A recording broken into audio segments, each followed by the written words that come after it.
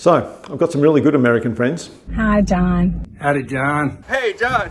I really like Americans. I get on with them fine. One thing about Americans though, they know quite a bit about America, but they don't know much about us. And you could actually use that to your advantage if you wanted to. And I found an opportunity to do that. You see, I worked for an international company and I had to travel to Dallas for 5 weeks to be trained. I went with a guy by the name of Ian Duncan. And on the second day we were there, we were told we had to go up to the top of this huge building, really corporate, really corporate. And we had some big meeting up there and we were told the time we had to be up there, but I decided I was going to get to the lift a little bit earlier because I wanted to look at a few things around the place too. And I said, I'll meet you at the lift a little bit later on, Ian. So I went to the lift a bit earlier, but something was going on at the lifts because the lifts weren't working that well.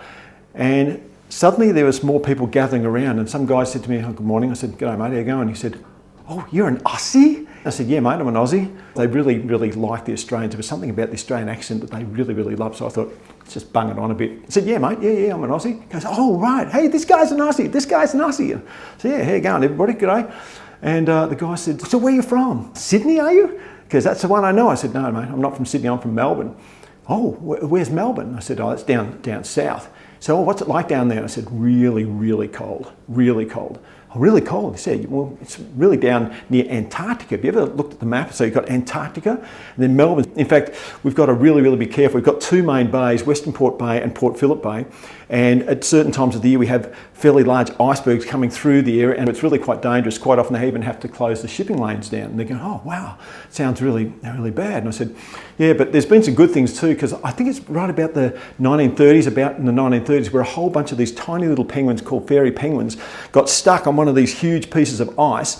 It drifted into Western Port Bay and they finished up colonising in this little place called Phillip Island. Now you could look it up and see that you'll see in Phillip Island there's all these penguins.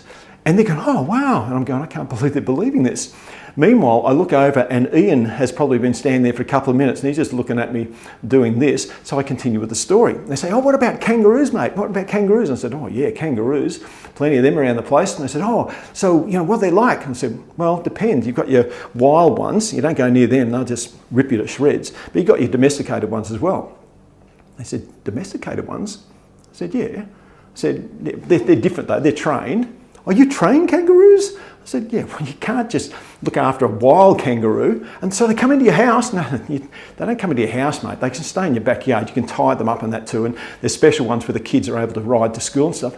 Your kids ride kangaroos to school? I said, not the ones you're thinking, mate. It's not the wild ones.